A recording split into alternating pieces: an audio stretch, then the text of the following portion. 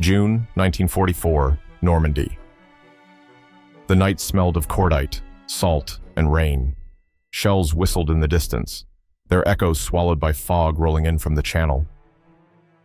Along a battered road near Saint-Laurent-sur-Mer, American infantrymen crawled through the mud, then froze. Ahead, beyond the shattered hedgerows, a strange light was flickering, not orange like fire, white, steady, artificial.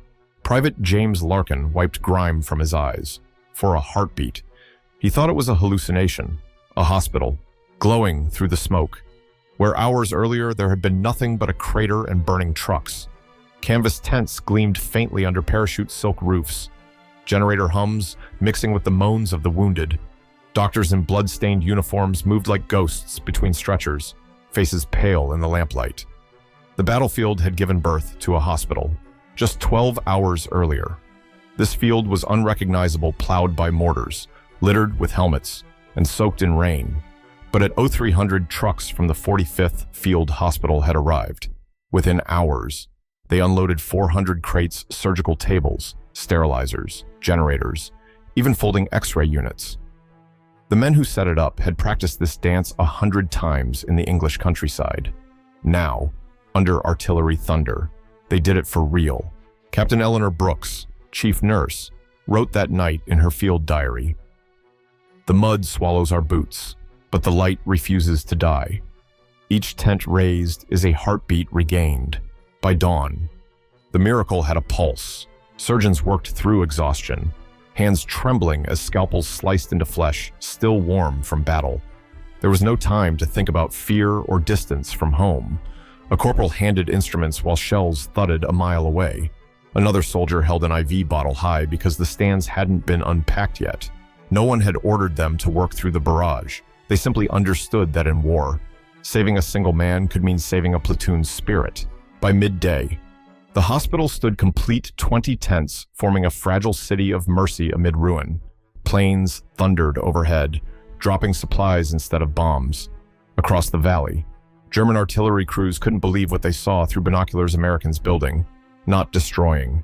The idea had begun 2 years earlier, with a question whispered in an army logistics office. Can a hospital move as fast as a tank in that moment? A revolution was born, medicine reimagined as mobile warfare. As dusk fell, Captain Brooks stepped outside the tent. Her uniform was stiff with dried blood. She looked toward the faint horizon where the guns flashed. The field trembled, but the lamp still burned. If there was ever a symbol of defiance in 1944, it wasn't a rifle. It was a surgeon's hand refusing to stop. If you value stories like this, don't forget to like and subscribe. It helps preserve forgotten chapters of history. And as you watch, tell us where you're tuning in from, what city, what time, because history, like light, travels farther than we imagine. The race against death had no starting gun, only the sound of wounded men arriving faster than anyone could count. In every war, death has always been the fastest. But in 1944, America decided to challenge it. On the beaches of Normandy, medics timed every heartbeat like soldiers timing artillery fire. 6 hours, that was the window. 6 hours to keep a man alive after a wound, or the war would claim him forever. Every minute, hundreds of stretchers arrived. Trucks, jeeps, even horse carts brought in bodies swathed in mud and bandages. The medics didn't ask who they were, rank, race, or regiment no longer mattered. They cut through boots, soaked gauze in morphine, and counted breaths as if each one were currency against death. Colonel George P. Lyon, commander of the 45th Field Hospital, called it the fastest race on Earth. His men had to win not with speed of legs, but speed of hands. In a letter to his wife, he wrote, "We build hospitals faster than we bury men. That's the only victory that matters here." The Army called it the Golden 6 Hours, the time between injury and surgery that determined life or death. By mid-1944, the United States had turned this grim rule into logistics. C-47 transport planes were retrofitted with stretchers. Nurses like Lieutenant Mary Hawkins worked in flight, injecting plasma mid-air while turbulence rattled the cabin. "We became the veins of the war," she later recalled. "We carried blood more precious than oil." Behind them, a vast machine kept moving. In London, Supply officers calculated that every field hospital consumed 18,000 pounds of material per day, from surgical gloves to morphine to gasoline for generators. It was a ballet of trucks and ships, and every move meant a life. When one hospital closed, another opened closer to the front, shaving off 20 minutes from the journey, 20 minutes that could decide whether a soldier woke up or never did again. Death, for once, was not winning. Somewhere near Carentan, an ambulance convoy roared through rain and shellfire. Inside, Private Larkin lay with his legs shattered. The driver shouted over the engine, "You'll make it. PAL hospital's ahead." Larkin couldn't answer, but he saw the light again, that same glow cutting through smoke. It was still there, waiting. By the time he was lifted onto a table, 6 hours and 7 minutes had passed since the explosion. The surgeon met his eyes and said quietly, "You just beat the war by 1 minute." In that moment, the race against death wasn't about victory or medals. It was about time and the strange miracle that for the first time in history, medicine could move faster than killing. Detroit, 1943. The Motor City no longer smelled of gasoline alone, it smelled of antiseptic and ambition. The war had transformed every factory into a forge of survival, and now even medicine was being built like machines. The War Department sent out a challenge to engineers. Design a hospital that can fold, move, and rebuild itself anywhere on Earth. At first, they laughed. Hospitals were marble buildings, not mobile units, but the Army didn't want architecture. It wanted speed.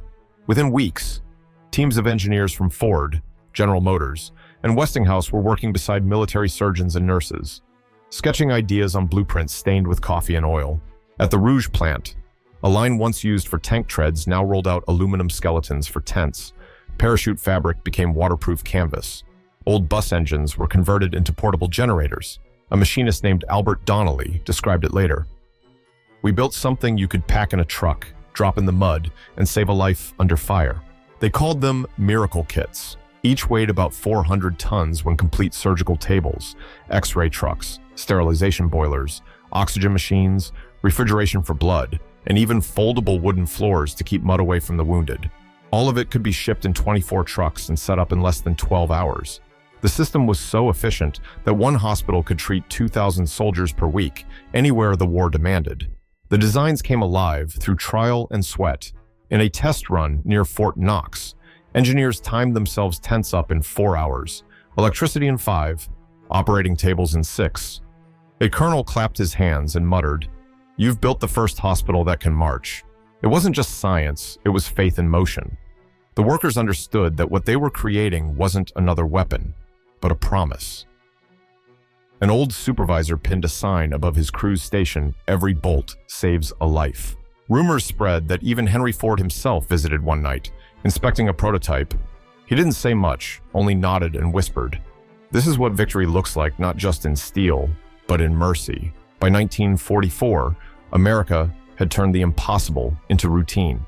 Over 130 mobile field hospitals rolled out of production lines, each a masterpiece of precision and compassion. They were not monuments. They were miracles on wheels.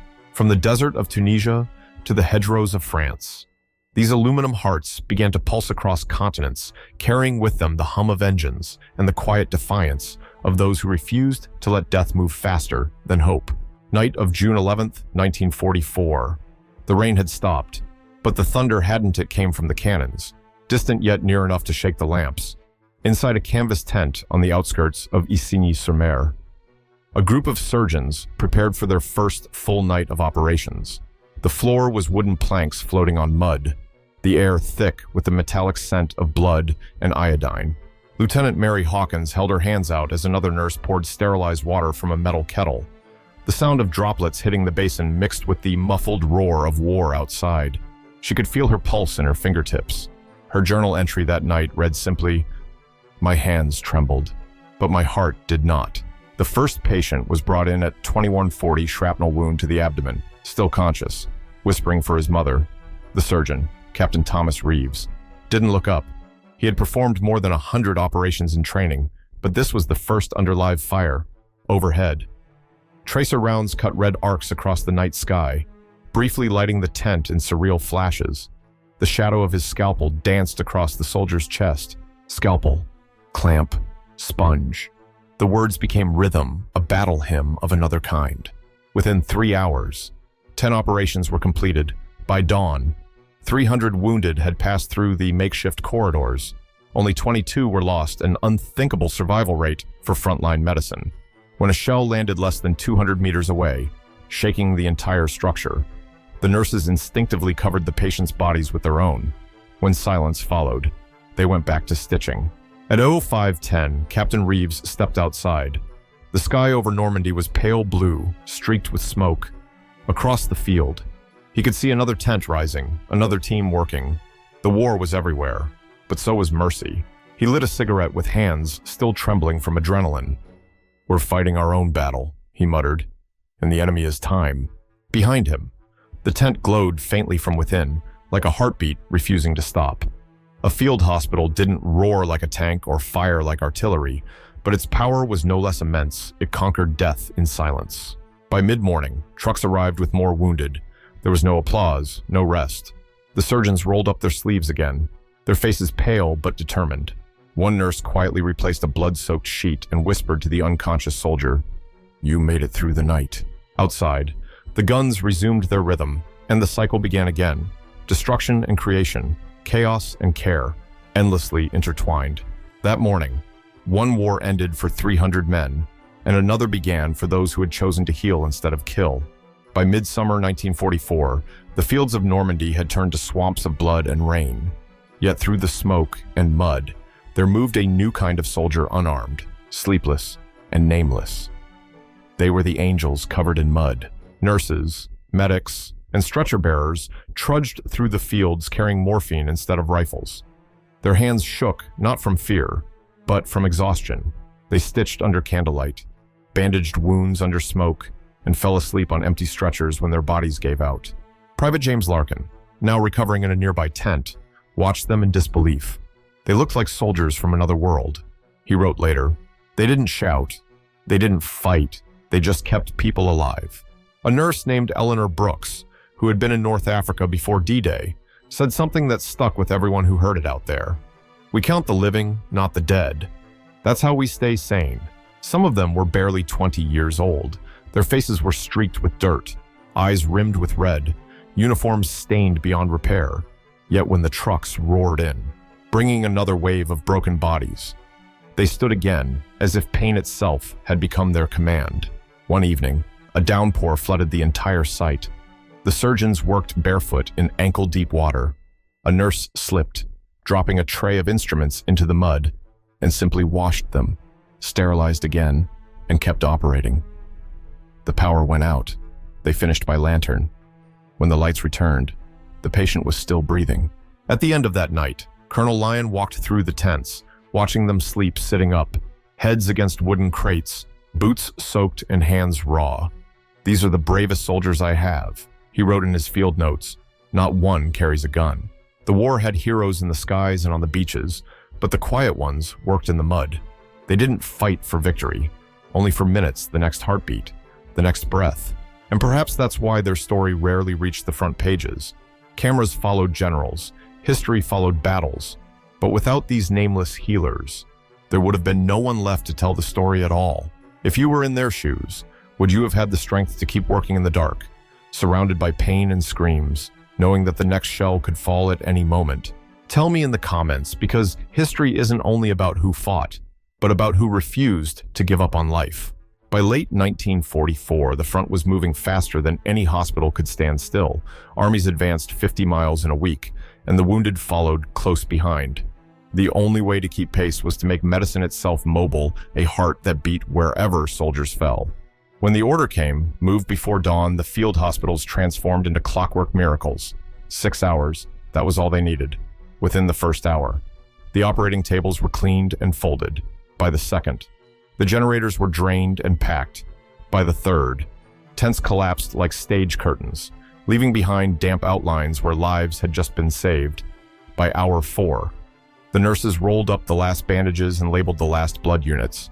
Hour 5, trucks were loaded, maps checked, engines growling. Hour 6, gone. Nothing left but tire tracks and footprints in the mud. At sunrise, Locals walking through the fields found the silence uncanny. The war had left ruins everywhere. Yet here was a place that seemed to have healed and vanished overnight. 3 hours later, 20 miles down the road, the same hospital reappeared. The tents rose again. The generators buzzed, and the lights glowed. A new convoy of ambulances arrived before the mud had dried on the tires. To the wounded, it felt like magic, a hospital that never slept, never stayed still. Corporal Louis Kramer, who drove one of the supply trucks, described it years later. It was like chasing life. The front moved, we followed. Every road we took smelled of diesel and blood. Every stop meant someone had another chance. The statistics were staggering. By autumn 1944, America operated more than 250 mobile hospitals across Europe, capable of relocating within 12 hours and performing over 1.5 million surgeries before war's end, for the first time in history. Survival rates for battlefield injuries exceeded 90%. The machine of mercy had outrun the machine of death. Inside the tents, exhaustion was constant, but so was resolve. Nurses pinned photos of home to the canvas walls of farmhouse, a dog, a dance hall, small reminders of why they kept going. One night, as the team prepared to move again, a young nurse whispered, "Sometimes I think the hospital breathes with us every time we pack up. It's like holding our breath, and every time we set up again, it exhales." It was true. The hospital had become a living organism, a moving body made of canvas, metal, and human will. Would you believe that compassion could be mobile, that mercy itself could learn to march faster than war? Leave your thoughts below. Because sometimes the greatest invention in history isn't a weapon, but the ability to carry kindness wherever it's needed most. Spring, 1945. The war was collapsing, but the hospitals were still moving. The same convoys that once raced toward gunfire now rolled into silence, into villages that no longer had names, into cities that smelled of ash and surrender. The wounded were no longer just soldiers. They were civilians, refugees, children with hollow eyes. Captain Thomas Reeves, the surgeon who had once cut through flesh under artillery fire, now stitched the wounds of a German farmer who had lost his son in the bombing of Kassel. The man whispered through an interpreter, "You save even us." Reeves answered softly, "We save whoever's breathing." There were no flags left inside the tents, only the Red Cross and the hum of generators. Nurses scrubbed tables once used for American soldiers to treat their former enemies. It was the final inversion of war compassion replacing vengeance. Colonel George Lyon received new orders, deploy to liberated camps, and so they went. To Buchenwald, to Dachau, to Mauthausen. What they saw there silenced even the loudest engines. Brooks, the chief nurse, wrote in her diary, "The patients no longer ask for water. They ask if we are real." The field hospitals, once born in chaos, now became sanctuaries for the broken. They were no longer chasing the front line, they were chasing the remains of humanity. In April alone, mobile medical units treated over 100,000 survivors across Europe. When victory was declared on May 8th, there were no cheers inside the tents, only weary faces, silent prayers, and the low hum of machines that refused to rest. Months later, a reporter asked Colonel Lyon who they were. He answered, "We were the only ones who moved through war not to fight it, but to keep it from claiming another soul." From their designs and courage, the MASH system was born the Mobile Army Surgical Hospital. Its legacy stretched from Korea to Vietnam and beyond, changing how the world saw medicine in war. For those who served in those early field hospitals, the memories never left. Some could still hear the distant buzz of generators at night, like a phantom heartbeat in their dreams. Captain Reeves once told a student doctor years later, "We didn't stop death. We just learned to outrun it for a little while."